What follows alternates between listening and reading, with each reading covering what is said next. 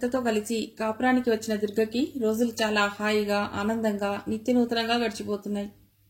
శ్రీనివాసరావు ఇంట్లో ఉన్నంతసేపు ఏవేవో కొంటె చేష్టలు చేస్తూ చిలిపి మాటలతో కబుర్లు చెప్తూ తాను నవ్వుతూ ఆమె నవ్వుల్లో ముంచి తేల్చేసేవాడు. అతడు ఇంట్లో ఉన్నంతసేపు కాలమే గుర్తుండేది కాదు ఆమెకు.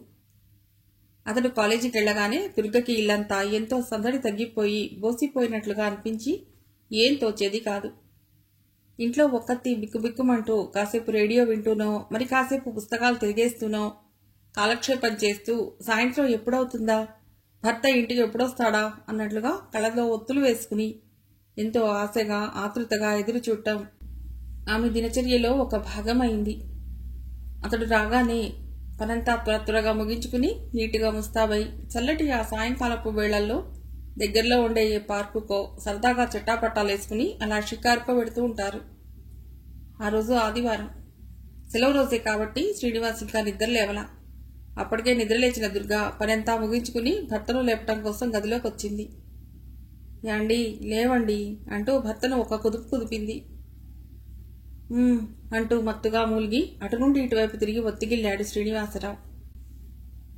ఇంకెప్పుడు లేస్తారండి మీరు, బారెడు పొద్దెక్కితేను. లేస్తాను లేబోయ్, కాస్త ఆగు. అవును, ఇవాళ ఏం టిఫిన్ చేశావు?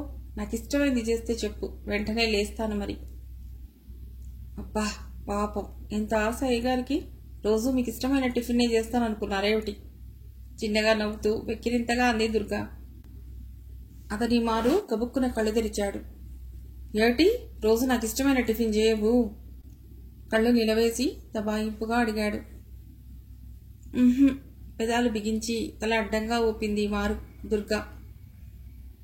అయితే నేనేం చేస్తాను చూడు అంటూ కాస్త తన పైకి వంగి ఉన్న భార్యని ఒక్కసారిగా అమాంతం రెండు చేతులతో గట్టిగా బంధించి నలిపేస్తూ ఆమె పల్చని పెదవులపై పదే పదే చుంబించసాగాడు. పాపా వదలండి, మీకు పుణ్యం ఉంటుంది. అతడి కోగిట్లో బిక్కిరి బిక్కిరి అయిపోతున్న దుర్గా తన ముఖాన్ని అతడి షర్టుకేసి రుద్దుకుంటూ అంది. నేను వదలను దుర్గా, ఒక్క క్షణం కూడా వదలకుండా ఎల్లప్పుడూ నేను ఇలాగే నా కవ్విట్లో బంధించి ఉంచుకోవాలనిపిస్తోంది తెలుసా. కాలేజీకి ఎడతాను గాని నా మనస్సంతా నీ మీదే ఉంటుంది దుర్గా. నిన్ను మళ్ళీ ఎప్పుడెప్పుడు చూస్తానో అన్నట్లుగా ఉంటుంది. ఎంతో ఆతృతతో నా హృదయం తప్పించిపోతుంటుంది. నిజమేనండి, నాకు అలాగే ఉంటుంది.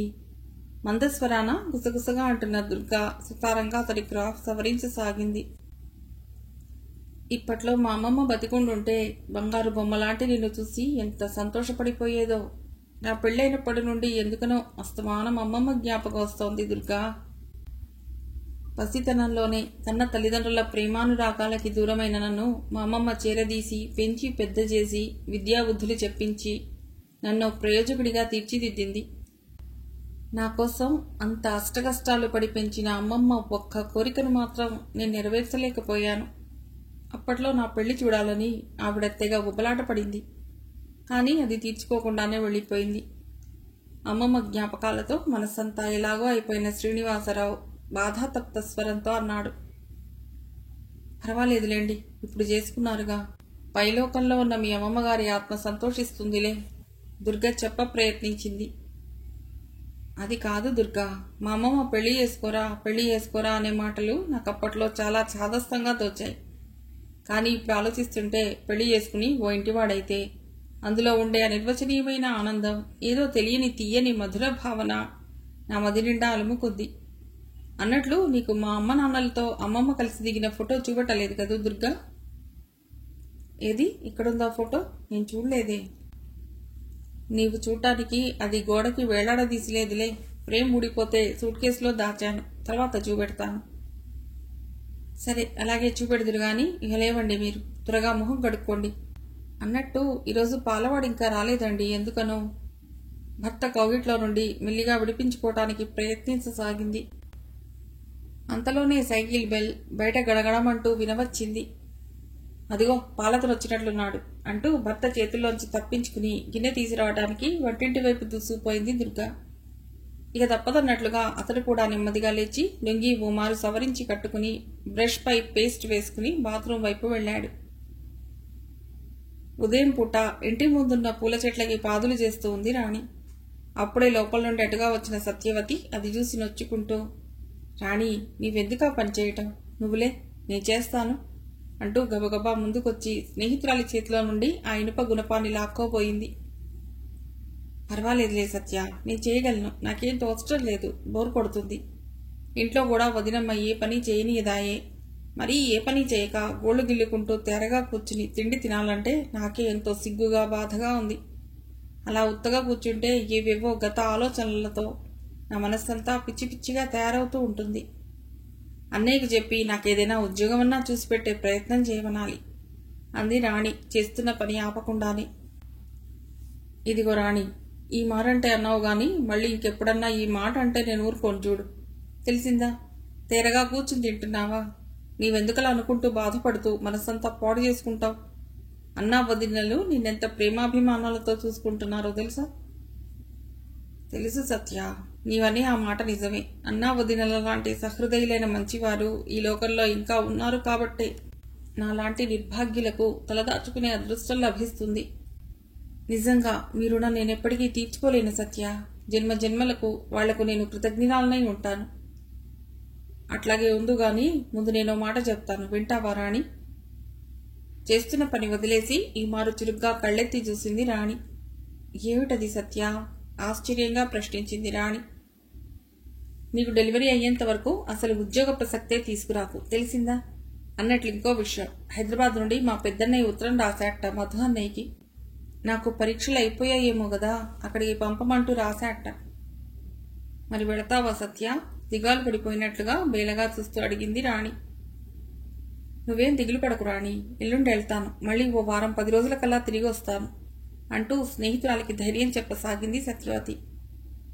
రాణి ఇక ఈ మారు ఏం మాట్లాడకుండా మౌనంగా ఉండిపోయింది.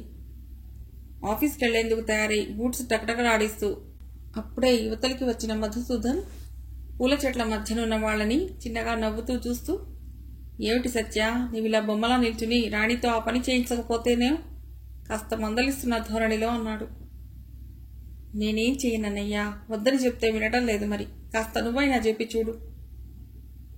పర్వాలేదులే అన్నయ్యా, ఇంతోటి ఈ కాస్త పనికి నేనేం అరిగిపోను కరిగిపోను అంటూ సన్నగా నవ్వుతూ చేతుల కన్నా మట్టిని దులుపుకుంటూ అక్కడి నుంచి లేచింది రాణి. అన్నట్లు ఓ విషయం, ఈరోజు సాయంత్రం నేను ఆఫీస్ నుండి కాస్త తొందరగా వస్తాను. ఏదైనా పిక్చర్కి వెళదాం, రెడీగా ఉండండి. ఈ సంగతి మీ వదిలితో కూడా చెప్పాను అంటూ చెల్లెలి సంకలో ఉన్న పాప బుగ్గపై ఓ చిటిక వేసి ముందుకు కదిలాడతాడు. పిక్చర్కి అలాగే పెడదాం గాని ఒక్క మాట అన్నయ్యా అంటూ వెనకాల నుండి సత్యవతి కేకేసింది. నడుస్తున్న వాడల్లా గిరుక్కున వెనక్కి తిరిగి చూస్తూ, ఏమిటి అన్నాడు అదోలా కళ్ళెగరేస్తూ. నువ్వు ఆఫీస్ నుండి వచ్చేటప్పుడు ఇవాళనైనా స్టూడియోకి వెళ్ళి అక్కయ్య పెళ్లి ఫోటోలు తప్పకుండా తీసిరా అన్నయ్యా. బావ ఎలా ఉన్నాడో చూడాలని నాకు చాలా ఆత్రంగా ఉంది. మరి మొన్న రోజు వెళ్ళాను స్టూడియోకి, ఇంకా ఫిల్మ్ కడగలేదన్నాడు. ఈరోజు తప్పక వెళతాను, ఇస్తే తెస్తాను అంటూ వెళ్ళిపోయాడు మధుసూదన్. మీ దుర్గాభవాని అక్కయ్య కూడా పరీక్షలయ్యాక నిన్నో మారు వాళ్ళ ఊరికి రమ్మని రాసింది కదా సత్య, మరి అక్కడికి ఎప్పుడు వెళ్తున్నావు? స్నేహితురాలి వంక పరీక్షగా చూస్తూ అడిగింది రాణి. పెళ్లికి కూడా వెళ్ళలేకపోయాను కాబట్టి ఓ మారు అక్కడికి వెళ్ళి బావని అక్కని చూడాలనుంది. అక్కడికి వెళ్ళాలి తప్పకుండాను. మా బావ ఎలాంటివాడో ఏమిటో మరి, వెళితే తెలుస్తుంది. ఇక వదిన టిఫిన్కి రమ్మంటుంది. నిన్ను పిలవడానికి వచ్చి నేను ఇక్కడే నిల్చున్నాను అంటూ పాపని పైకి ఎగేసి పట్టుకుని నవ్వుతూ లోపలికి వెళ్ళింది సత్యవతి. ఆమెను అనుసరిస్తూ రాణి కూడా ఇంట్లోకి నడిచింది. సాయంత్రం ఆఫీస్ నుండి మధుసూదన్ ఇంకా ఆఫీస్ నుండి రాలేదు. సినిమాకి వెళ్ళడానికి వదినా మర్దలిద్దరూ తయారై పాపని కూడా రెడీ చేశారు. ఏవేవో ఆలోచనలతో మునిగి ఉన్న రాణి ఇంకా మొహం కడుక్కోకుండా చీరైనా మార్చుకోకుండా అట్లాగే కూర్చుంది. అది గమనించిన ఇందిరా, అదేమిటి రాణి, మీ అన్నయ్య వచ్చే టైం అయింది, నీవేమో ఇంకా అట్లాగే ఉన్నావే, త్వరగా తయారుగా అంటూ తొందర పెట్టింది. నేను పిక్చర్కు రాను దినా. రాకపోవడం ఏంటి, తప్పకుండా రావాలి. ఇవాళ మధ్యాహ్నం నుండి ఎందుకనో నా మనస్సేం బాగోలేదు. ప్లీజ్ వదినమ్మా, నేను రాను. మీరంతా వెళ్ళిరండి, నేను ఇంట్లో ఉండిపోతాను వేడుకుంటున్నట్లుగా ధ్వనించింది రాణి గొంతుక. అప్పుడే అటుగా వచ్చిన సత్యవతి ఆ మాటలు విని, రాణి రాకపోతే మనం కూడా ఏం వెళ్ళొద్దు దినా అంది చాలా సీరియస్గా మొహం పెట్టి. రాణి కళ్ళెత్తి అదోలా చూసింది మారు స్నేహితురాలి వంక. ఏమిటి అట్లా చూస్తున్నావు? నువ్వు రాకపోతే మేం కూడా ఏం వెళ్ళాం. అన్నయ్య రాగానే నేను ఈ విషయం చెప్తాను అని అంటుండగానే అంతట్లోనే బయట హాల్లో బూట్స్ శబ్దం వినవచ్చింది. చెల్లాయ్, భవానీ పెళ్లి ఫోటోలని ఈరోజు ఇచ్చాడు ఆ స్టూడియో వెధవ అంటూ లోపలికి కేకేశాడు. నిజంగానా? ఏది అన్నయ్య? సత్యవతి సంతోషంగా అంటూ హుషారుగా అవతలికి పరిగెత్తింది. వెళ్ళు రాణి, ఈ ఆలస్యం చేయకు. మీ అన్నయ్య కూడా వచ్చారు. త్వరగా మొహం కడుక్కుని జుత్తు దువ్వుకుని చీర మార్చుకో అంటూ ఇందిర ఆమెను బాత్రూం వైపు పంపి తను కూడా అవతలికి వెళ్ళింది. మన కెమెరాతో నేను తీసిన ఈ ఫోటోలన్నీ చాలా బాగా వచ్చాయమ్మా అంటూ ఫోటోల కవర్ చెల్లెలి చేతికి అందించి తాను దుస్తులు మార్చుకోసాగాడు మధుసూదన్. భవానీ పెళ్లి కూతుర్ని చేస్తున్నప్పుడు, నుదుట బాసికాలు కడుతున్నప్పుడు, మంగళసూత్రధారణ జరుగుతున్నప్పుడు, ఒకరి మెళ్ళో ఒకరు పూలమాలలు వేసుకుంటున్నప్పుడు అలా రకరకాల భంగిమల్లో తీసిన ఆ ఫోటోలని ఒక్కొక్కటి పరీక్షగా చూస్తోంది సత్యవతి. ముఖ్యంగా వాళ్ల బావని. ఏది నన్ను చూడని అంటూ ఇందిర కూడా ఆ ఫోటోలన్నింటినీ తిరిగి అందుకుని చూసి మళ్ళీ ఆమెకి ఇచ్చేసి ఆ తర్వాత భర్తకి కాఫీ తీసుకురావడానికి వంటింటి వైపు వెళ్ళింది. అన్నీ చూశాక ఆ ఫోటోలని కుదురుగా చేతిలో పట్టుకుని రాణికి చూపెట్టడానికి హుషారుగా లోపలికి వెళ్ళింది సత్యవతి. అప్పుడే బాత్రూంలో నుండి టవల్తో ముఖం తుడుచుకుంటూ ఎట్లాగో నీరసంగా ఉన్న రాణి మెల్లిగా యువతలకు వచ్చింది. ఇదిగో రాణి, మా భవానీ అక్కయ్య పెళ్లి ఫోటోలు. మా బావ భలే ఉన్నాడులే. అక్కయ్యకు తగ్గట్టు మంచి అందగాడే దానికి భర్తగా దొరికాడు. నిజంగా అది చాలా అదృష్టవంతురాలు అని నవ్వుతూ ఫోటోలు రాణి చేతికి అందించింది. అట్లాగా అని చిన్నగా నవ్వుతూ రాణి పై ఫోటో వంక దృష్టి సారించింది. అంతే. ఆ తర్వాత ఏమైందో ఏమో ఆమెకే తెలియదు. కళ్ళు తిరిగి మైకం కమ్మినట్లయి స్పృహ కోల్పోయి అట్లాగే వెనక్కి విరుచుకుపడుతున్న తరుణంలో అప్పుడే బాత్రూం వైపు వచ్చిన మధుసూదన్ కింద పడకుండా రాణిని గట్టిగా పొదవి పట్టుకున్నాడు. ఆ క్షణంలోనే పట్టుదప్పి ఆమె చేతిలోని పెళ్లి ఫోటోలన్నీ చెల్లా చెదురుగా కింద పడిపోయాయి. సత్యవతి తెగ కంగారు పడుతూ పక్కింటి లాయర్ గారింటికి పరిగెత్తింది డాక్టర్ గారికి ఫోన్ చేయటానికి. వస్తే గౌరీ, నీకెన్ని మార్లు చెప్పాను కనీసం శుక్రవారం రోజున్నా ప్రతి గడపకి పసుపు కుంకుమ పెట్టమని. చెప్పి చెప్పి నా నోరు పోవలసిందే గాని నువ్వు మాత్రం వినవాయే అంటూ ఆ ధోరణిలో ఉదయం పూట పని మనిషిని గట్టిగా కేకలేస్తున్న తరుణంలో ఎవరో వెనకాల నుండి నమస్కారం అండి వినయంగా నా గొంతుకను విని ఆమె గిరుక్కున వెనుదిరిగి ఆశ్చర్యంగా చూసి నమస్కారం అంటూ ప్రభావతి కూడా మర్యాదగా ప్రతి నమస్కారం చేసింది. నా పేరు కృష్ణమూర్తి అంటారండి. ఇక్కడ స్కూల్లో టీచర్గా పనిచేస్తున్నాను అంటూ అతడు తనను తానే ఆమెకు పరిచయం కావించుకున్నాడు. ఓహో మీరా, రండి రండి, వారు మీ గురించి చెప్పారు గాని ఎప్పుడు చూడలా అంటూ చిన్నగా నవ్వుతూ అతన్ని మర్యాదగా లోపలికి ఆహ్వానించింది ప్రభావతి. రాఘవేంద్రరావు గారు ఉన్నారా అండి? కుర్చీలో కూర్చుంటూ నెమ్మదిగా ప్రశ్నించాడు. ఉన్నారు, స్నానం చేస్తున్నారు. మీరింకా మీ పిన్నిగారిని చెల్లెల్ని తీసుకురాలేదేమండి? నేనెప్పుడో ఈ పక్క గదుల రెండింటినీ ఖాళీ చేయించి శుభ్రంగా కడిగి ఉంచాను. వెళ్ళలేదండి ఊరికి. త్వరలో తీసుకురావాలనుకుంటున్నాను వాళ్ళని ఇక్కడికి. టవల్తో జుత్తు తుడుచుకుంటూ అంతలోనే రాఘవ యువతలకొచ్చాడు. కుర్చీలో కూర్చున్న కృష్ణమూర్తిని చూస్తూనే విస్తుపోతున్నవాడిలా కళ్ళు నిలవేసి, ఏమిటి విశేషం? రాక ఇన్నాళ్లకి మా ఇల్లు వెతుక్కుంటూ వచ్చారా అన్నాడు నవ్వుతూ. మీతో ఓ ముఖ్యమైన పనుండొచ్చానండి. నాతోనా? అచ్చా, అవునండి మీతోనే. రాత్రంతా బాగా ఆలోచించుకుని నేను ఈ నిర్ణయానికి వచ్చాను. తప్పకుండా మీరు నా కోరిక తీర్చగలరని కొండంత ఆశతో వచ్చాను. ఏమిటో మీ కోరిక చెప్పండి, నాకు సాధ్యమైతే తప్పక నెరవేరుస్తాను. ఓ క్షణం అతడి పరీక్షగా చూస్తూ మౌనంగా ఉండిపోయాడు కృష్ణమూర్తి. పర్వాలేదు, సందేహించకండి, త్వరగా చెప్పండి. నాకు మీరు ఓ 1000 రూపాయలు అప్పుగా ఇస్తే ఆ డబ్బుతో మా చెల్లాయి కాపురాన్ని నిలబెట్టాలనుకుంటున్నాను. ఇహ నుండి ఎలాగైనా ఎంత కష్టమైనా సరే ప్రతి నెలా తప్పకుండా అంతో ఇంతో ఆదా చేసి బ్యాంకులో వేసి అప్పు ఏనాటికైనా తీర్చుకుంటాను. నాకు మీరు ఒక్క సహాయం చేసి ఆ భాగ్యురాలి సంసారాన్ని చక్కదిద్దే భాగ్యం కలిగించండి అంటూ ఎంతగానో ప్రాధేయపడుతున్నట్లుగా అడిగాడతడు. ఆ మాటలు వింటూనే రాఘవ పెదాలు చిరునవ్వుతో విచ్చుకున్నాయి. చనువుగా ప్రేమతో కృష్ణమూర్తి భుజంపై చేయి వేసి తడుతూ, చూడవైమూర్తి, నేనే నీతో ఈ సంగతి ప్రస్తావించాలనుకున్నాను. కానీ ఇంతట్లోనే నీ అంతట నువ్వే ఈరోజు అడిగావు. Very good. నీవా రోజు మీ చెల్లాయి పెళ్లి విషయం చెప్పినప్పుడే నా మనస్సంతా ఎనలేని బాధతో నిండిపోయింది. ఆ క్షణంలో ఆ డబ్బు సహాయం నేను చేయాలనుకున్నాను. మీ చెల్లాయి కాపురాన్ని ఎలాగైనా చక్కదిద్దాలనిపించింది. నా అంతట నేనే ఆ మాట అంటే నీ అభిమానం దెబ్బతింటుందేమోనన్న ఉద్దేశంతో ఊరుకున్నాను. ఈరోజు నీవే అడిగావు. నాకు చాలా సంతోషంగా ఉంది మూర్తి. ఈ 2-3 రోజుల్లో హైదరాబాద్ బ్యాంకు నుండి నీవు అడిగిన ఆ డబ్బు తెచ్చిస్తాను అంటూ ఆనందంగా తన అంగీకారాన్ని తెలిపాడు రాఘవ. అతని మాటలకు కృష్ణమూర్తి కూడా ఎంతగానో పొంగిపోతూ, మీరు చేసే ఈ మేలు నేనెప్పటికీ మరవలేనండి రాఘవ గారు. జన్మ జన్మలకు మీకు రుణపడి ఉంటాను. చెల్లాయి సంసారం ఇన్నాళ్ళకి కుదుటపడిపోతున్నందుకు మా పిన్ని ఎంతగానో సంబరపడిపోతుంది. నేను ఆ డబ్బు తీసుకుని ముందుగా చెల్లాయి అత్తగారి ఊరెళ్ళి ఆవిడకి ఆ డబ్బు ముట్టజెప్పి మా బావగారిని నేరుగా నా వెంట ఊరికి తీసుకెళ్లి పిన్నిని చెల్లాయిని ఆనందాశ్చర్యాలతో ముంచి తేల్చాలి అంటూ చెప్తున్న అతడి కళ్ల ముందు ఆ దృశ్యం కదలాడుతున్నట్లు అనుభూతి పొందసాగాడు. అంతలోనే లోపల నుండి ప్రభావతి వాళ్ళిద్దరికీ కాఫీ టిఫిన్ తీసుకుని యువతరికి రావటంతో వాళ్ల సంభాషణ ఆగిపోయింది. డాక్టర్ గారు వచ్చి రాణిని పరీక్షించి మానసికంగా ఏదో షాక్ తిన్నట్లుంది, మరేం పర్వాలేదు, ఓ 5 నిమిషాలకల్లా కోలుకుంటుంది అని చెప్పి స్పృహొచ్చేందుకు ఓ ఇంజెక్షన్ ఇచ్చాడు.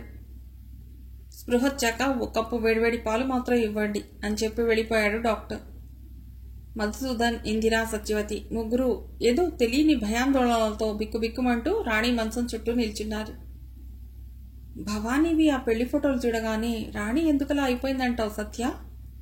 చెల్లెలి వంక సాలోచనగా చూస్తూ అడిగాడు మధుసూదన్. అదే ఎందుకలా అయిపోయిందో నాకు అర్థం కావటం లేదన్నయ్యా.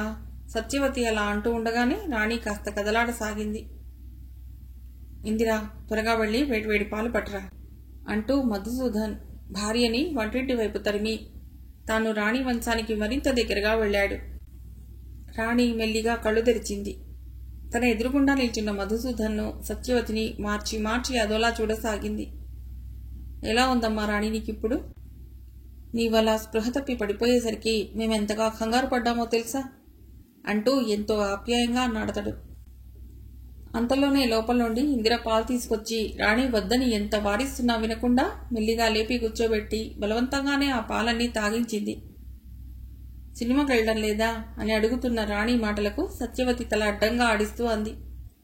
నీ సంగతి చెప్పు, ఆ పెళ్లి ఫోటోలను చూడగానే ఎందుకలా అయిపోయా? ఆ ప్రశ్న వింటూనే రాణి మొహం తెల్లగా పాలిపోయింది. కళ్ళ నిండా గిరుక్కున నీళ్లు తిరిగాయి. ఆ దృశ్యం చూడగానే మధుసూదన్ మనస్సు ద్రవీభూతమైంది. ఛా, అలా ఏడవకు రాణి. నిన్ను నేనెంత అభిమానంతో ప్రేమతో చూసుకుంటున్నానో నీకు అర్థం కావటం లేదనుకుంటా. నీవు బాధపడుతుంటే మేం చూడలేము. నీవలా లోలోన బాధతో కుమిలిపోతుంటే ఆ విషయం మాకెంత బాధాకరంగా ఉంటుందో తెలుసా అంటూ లాలనగా ఆమెను ఓదార్చసాగాడు. నా బతికే ఏడ్పుమయమైందన్నయ్యా. ఇహ ఏడవక నేను చేయగలిగిందేముంది అంటూ రాణి 2 చేతులతో మొహం కప్పుకుని మరింతగా ఏడవసాగింది. అనుకోని ఆ సంఘటనకి వారి మారు మరింతగా కలవరపడిపోయారు. ఏమిటి రాణి నీ బేలతనం? అనవసరంగా ఎందుకిలా బాధపడుతూ మనస్సు పాడు చేసుకుంటావు? జరిగిపోయిన దాని గురించి ఇప్పుడు వ్యధపడుతూ విచారిస్తే ఏమిటి లాభం అంటూ సత్యవతి కూడా స్నేహితురాలికి సర్ది చెప్పసాగింది అనునయంగా. లాభం లేదని నాకు తెలుసు సత్య, కానీ ఇందాకటి మీ అక్కయ్య పెళ్లి ఫోటోలు చూశాక బాధపడకుండా ఎలా ఉండగలను సత్య? ఎలా ఉండగలను? చేత్తో పిచ్చిగా నుదుటికేసి కొట్టుకుంటూ విలపిస్తూ అంది రాణి. అంటే అంటే ఏమిటి రాణి నీవంటున్నది?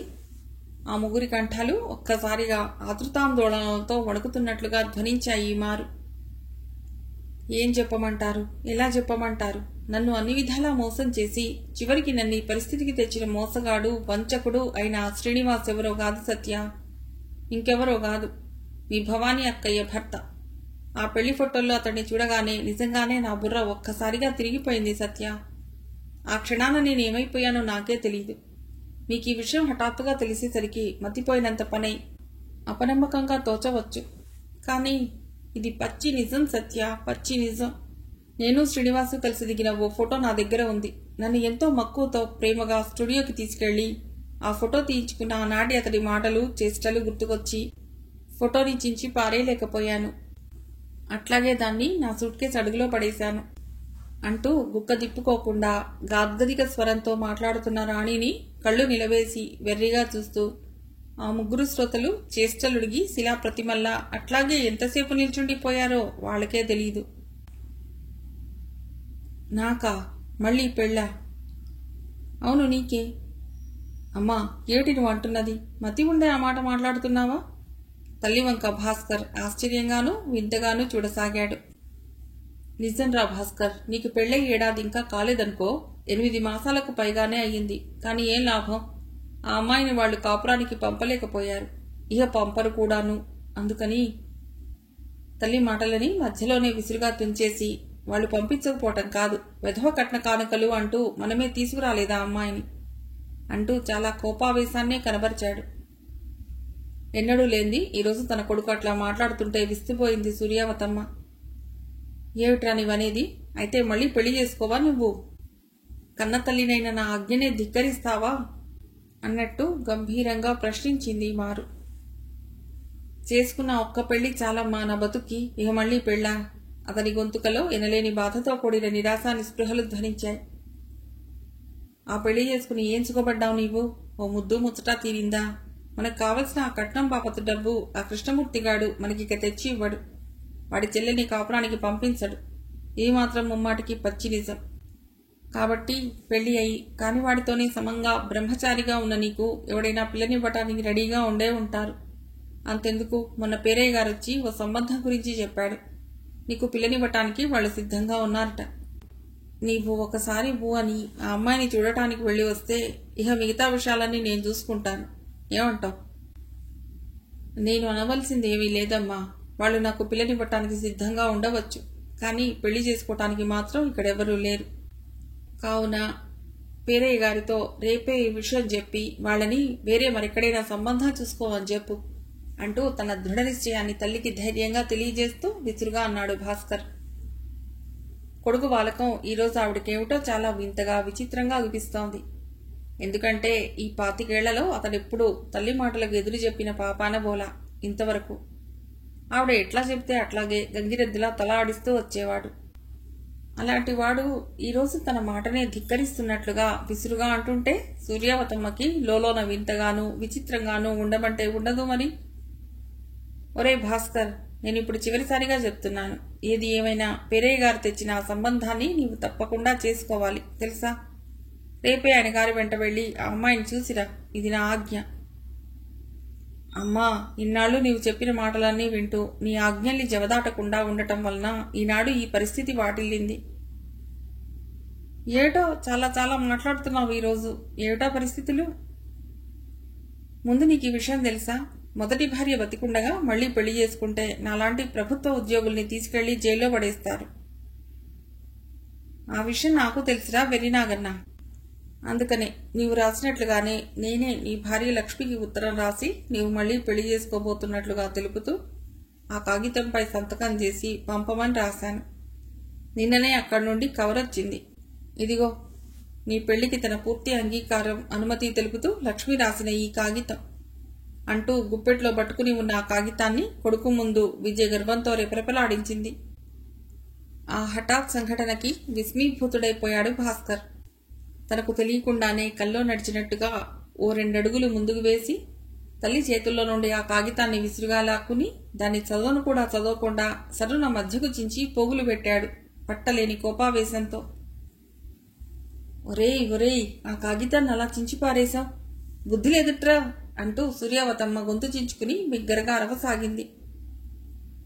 ఇన్నాళ్ళు నా సొంత బుద్ధి లేకనే నీ వాడించినట్లుగా నీ చేతిలో ఓ కీలుబొమ్మలా ఆడాను. నీవు చెప్పినట్లుగా మసలుకోవటం ఇహ నా నుంచి కాదు. కన్నతల్లివైన నీకు ఎంత విలువ ఇచ్చి గౌరవించాలో ఆ విధంగా కొడుకుగా నా బాధ్యత నాకు తెలుసు. ఇహ ఏమాత్రం ఆలస్యం చేయక రేపే ఊరెళ్ళి లక్ష్మిని ఇక్కడికి తీసుకొస్తాను. ఇన్నాళ్ళు నువ్వు చెప్పినట్టుగానే నడుచుకుంటూ ఏ పాపమూ ఎరగని ఓ అమాయకురాలికి అన్యాయం చేశాను. ఇక అలా జరగటానికి ఎంత మాత్రం వీల్లేదు. మనకు వాళ్ళు ఇవ్వవలసిన కట్నం బాపతు 1000 రూపాయలు పూర్తిగా అందే వరకు అది ఇంట్లో అడుగుపెట్టడానికి అంతకంటే వీలేదు, తెలుసా? కొడుకు వింత ప్రవర్తన పట్ల కోపావేశాలతో బుసలు కొడుతూ హుంకరించింది సూర్యావతమ్మ. ఎట్లా వీలేదో నేను చూస్తాను. వాళ్ళ దగ్గర నుండి ఆ 1000 రూపాయలు కాదు కదా, ఒక్కాని కూడా తీసుకోకుండా రేపు కాదు ఇవాళే వెళ్ళి లక్ష్మిని ఇక్కడికి తీసుకొచ్చి వేరే ఇంట్లో కాపురం పెడతాను అంటూ భాస్కర్ తల్లికి ఎదురు తిరుగుతూ ధైర్యంగా తన మనసులోని మాటని ఖచ్చితంగా దృఢంగా చెప్తుండగానే బయట ఎవరివో అడుగుల శబ్దం వినవచ్చింది. మాట్లాడడం ఓ క్షణం ఆపి భాస్కర్ ఆత్రంగా గుమ్మం వైపు తిరిగాడు. అక్కడ నిల్చున్న వ్యక్తిని చూడగానే భాస్కర్ నిశ్చేషుడైపోయాడు. చేతిలో ఓ చిన్న బ్యాగ్ పట్టుకుని నేరుగా లోపలికి వస్తున్న కృష్ణమూర్తిని ఆ క్షణంలో చూసి చూడగానే ఆ తల్లి కొడుకుకు మధ్య పోయినంత పనయింది. ఏ అత్తయ్యా, బావున్నావా? బావా కులాసానేనా? ఆ తల్లి కొడుకులను చిరునవ్వు మొహంతో పలికిస్తూ తానే ముందుగా పలకరించాడు కృష్ణమూర్తి. ఆ కులాసానే మూర్తి, ఊళ్ళో అంతా బాగున్నారా అంటూ ఆదుర్దాగా అడిగాడు భాస్కర్. అంతా అంటే ఎవరెవరు బావా? ఏం ఎరిగినట్టే కళ్ళెగిరేశాడు కృష్ణమూర్తి. మీ అమ్మగారు లక్ష్మి. నీ భార్య పేరు లక్ష్మి అని కనీసం పేరన్నా నీకు ఇంకా గుర్తున్నందుకు అభినందించాలి బావా. ప్లీజ్ మూర్తి, ఇప్పుడిప్పుడే నేను చేసిన తప్పేమిటో తెలుసుకుని పశ్చాత్తాపడుతున్నాను. మా అమ్మతో ఇందాకటి నుంచి ఈ విషయం గురించే పోట్లాడుతున్నాను. ఎట్లాగైనా ఇవాళే మీ ఊరు వెళ్ళి లక్ష్మిని ఇక్కడికి తీసుకురావాలని దృఢంగా నిశ్చయించుకున్నాను. కాబట్టి చచ్చిన పామును మరింతగా చంపకమూర్తి. నేను ఇప్పటికే బాధతో, సిగ్గుతో, అవమానంతో చచ్చిపోతున్నాను. ఇలా నీ ముందు నిల్చోవటానికి ప్రాధేయపడుతున్నట్లుగా చూస్తూ బాధాతప్త స్వరంతో అన్నాడు భాస్కర్. పర్వాలేదు బావా, ఇన్నాళ్లకైనా నీలో పరివర్తన కలిగి తల్లిని ఎదిరించే ధైర్య సాహసాలు వచ్చినందుకు నీకు ఓ వ్యక్తిత్వం ఉందనిపిస్తోంది. బయట నిల్చుని నేను ఇందాకటి నుండి మీ ఇద్దరి సంభాషణ వింటున్నాను. నేనిప్పుడు నిన్ను ఊరికి తీసుకెళ్ళటానికే వచ్చాను బావా, కానీ నీ అంతట నీవే భార్య దగ్గరికి వెళ్ళటానికి రెడీ అయ్యావు. వెరీ గుడ్, ఇక పద అంటూ కృష్ణమూర్తి ఇంకా ఏదో చెప్పబోతుంటే మధ్యలోనే అడ్డు తగిలింది సూర్యావతమ్మ. ఇంతకీ మరి మిగిలిపోయిన కట్నం పాపతో ఆ 1000 రూపాయలు తెచ్చావా నాయనా? ఆ డబ్బిచ్చేస్తే మీ చెల్లాయిని కాపురానికి తీసుకురావటానికి మాకు ఎలాంటి అభ్యంతరమూ లేదు. తెచ్చానత్తయ్యా అంటూ ఏదో మాట్లాడబోతున్న కృష్ణమూర్తిని వారిస్తూ విసురుగా తల్లి వైపు తిరిగి, అమ్మా నీకు అసలు బుద్ధి ఉందా? నేను ఇందాకేం చెప్పాను? అప్పుడే మర్చిపోయావా? కోపావేశాలతో గద్దించినట్లుగా అడిగాడు భాస్కర్. అబ్బాయి డబ్బు తెచ్చాడంటున్నాడు కాబట్టి ఇవ్వమని అడుగుతున్నాను. వెర్రి మొరిగా నీ వాటే వాగక నోరు మూసుకో. ఆ డబ్బు ఇలా ఇవ్వు నాయనా సంబరంగా అంటూ సూర్యావతమ్మ కృష్ణమూర్తి వైపు ఓ అడుగు ముందుకేసింది. ప్లీజ్ మూర్తి, ఆ డబ్బు అమ్మకి ఇవ్వకు. దాని అవసరం ఇప్పుడు లేదు కాబట్టి అక్కర్లేదు. ఇప్పుడే వెళ్ళిపోదాం పదా మీ ఊరికి. లక్ష్మి నా వెంటే తీసుకొచ్చి ఇక్కడే వేరింటి కాపురం పెడతాను. పౌరుషావేశాలతో పట్టుదలగా అంటూ తల్లి వారిస్తున్నా కూడా వినిపించుకోకుండా కృష్ణమూర్తి చేయబట్టుకుని బయటికి తీసుకెళ్లాడు భాస్కర్. సూర్యావతమ్మ చేష్టలుడిగి నిలువు కళ్ళేసి చూడసాగిందా దృశ్యం. పురాణ కాలక్షేపం వినటానికని దేవాలయానికి వెళ్లి ఓ గంట సేపు అయ్యాక మళ్లీ ఇంటికి తిరిగి వస్తున్నారు సుబ్బాయమ్మ, సుందరమ్మ. వాళ్ళిద్దరివి పక్కపక్క ఇళ్లే కాబట్టి ఇద్దరూ మంచి స్నేహంగా ఉంటూ వదినా వదినా అని ఒకరిని ఒకరు పిలుచుకుంటూ కలుపుగోరుగా మాట్లాడుకుంటారు.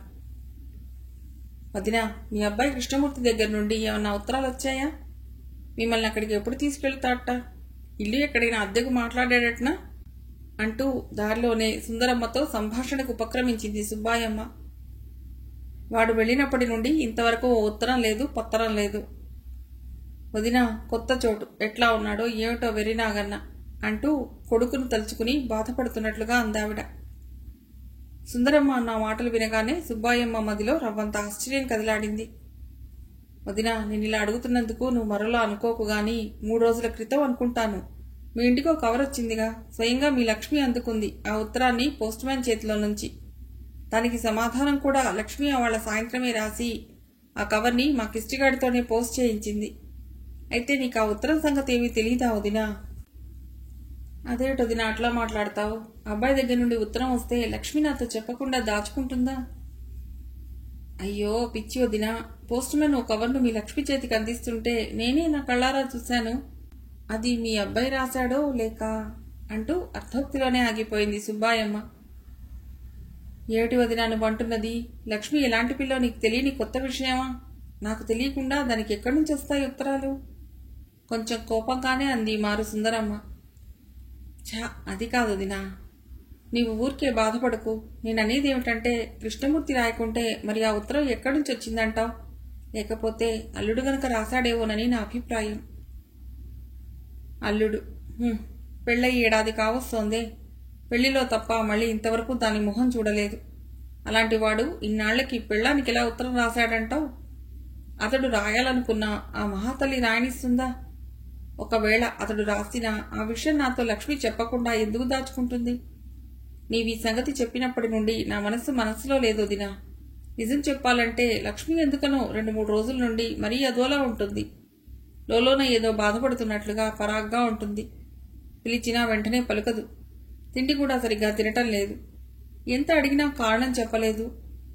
ఓ విషయం ఆలోచిస్తే దాని వాలకానికి అంతటికీ ఆ ఉత్తరమే మూల కారణం అయి ఉంటుందని అనిపిస్తోంది ఇప్పుడు నాకు. త్వరగా ఇంటికెళ్ళి లక్ష్మిని ఆ ఉత్తరం విషయం ఏమిటో అడిగి తెలుసుకోవాలి అంటూ పరిపరి విధాలా ఆలోచిస్తున్న సుందరమ్మ మనస్సు ఇక ఆగలేకపోతోంది. త్వరగా అడుగులు వేయసాగింది ఇంటికి వెళ్ళటానికి. మెల్లిగా అడిగి అసలు విషయం తెలుసుకోదినా, అనవసరంగా తొందరపడి లక్ష్మి మనస్సు బాధ పెట్టకు అంటూ సుబ్బాయమ్మ అనునయంగా హితువు చెప్పసాగింది ఆవిడకి. సుందరమ్మ అట్లాగే అన్నట్టుగా తలాడించి తన ఇంటివైపు వడివడిగా నడిచింది. తాను గుడికి వెళ్ళినప్పుడు లక్ష్మి ఏదో రాసుకుంటూ కూర్చుని ఉంది. ఏమిటే ఆ రాసేది లక్ష్మి అంటూ తాను అడిగింది కూడా. ఏదో కవిత రాస్తున్నాను అంటూ చెప్పింది. ఇంట్లో ఏ శబ్దమూ లేదే. లక్ష్మి ఇంట్లో ఉందా లేక ఎక్కడికైనా వెళ్ళిందా? లోలోన అనుకుంటూ తలుపులు తోసుకుని లోపలికి ప్రవేశించింది సుందరమ్మ. కనీసం లైట్ అయినా వేసుకోకుండా లోపల చీకట్లో కూర్చుని ఏం చేస్తున్నావే లక్ష్మి? కూతుర్ని ఉద్దేశించి అంటూ తడుముకుంటూ మెల్లిగా ఎలాగో లోపలికెళ్లి గోడకున్న స్విచ్ నొక్కింది. గదంతా తెల్లని వెలుగులో నిండిపోయింది. తలెత్తి పక్కకి చూసింది సుందరమ్మ. గోడ వారగా ఉన్న మంచంపై పడుకున్నావు. ఒంట్లో బాలేదా? జ్వరం గనకొచ్చిందా? ఆదుర్దాగా అంటూ గబగబా మంచం సమీపించి లక్ష్మి వంటిపై చేయి వేసి చూసిందంతే. కొయ్య బారినట్లుగా చల్లబడి మంచులా అయిపోయిన లక్ష్మి శరీరం ఆవిడకి షాక్లా తగిలి, లక్ష్మి లక్ష్మి ఏమైందే, మాట్లాడు అంటూ భయాందోళనలతో అరుస్తూ కూతుర్ని అటు ఇటు కదపసాగింది పిచ్చిగా. కానీ లక్ష్మిలో మాత్రం చలనం లేదు. ఆమె ప్రాణాలు అనంత వాయువుల్లో కలిసిపోయాయన్న ఆ పిడుగులాంటి వార్త గ్రహించేసరికి సుందరమ్మకు ముచ్చెమటలు కమ్మాయి. వెర్రి దానిలా లక్ష్మి శరీరాన్నంతా కుదిపేస్తూ, అయ్యో దేవుడో, ఇక నేనేం చేద్దును? నా లక్ష్మి నాకు దూరం అయిపోయింది వదినా, ఓ సుబ్బాయమ్మ వదినా అంటూ రాగాలు కడుతూ పెద్ద పెట్టున విలపించసాగింది. మిగిలిన కథ తర్వాతి భాగంలో.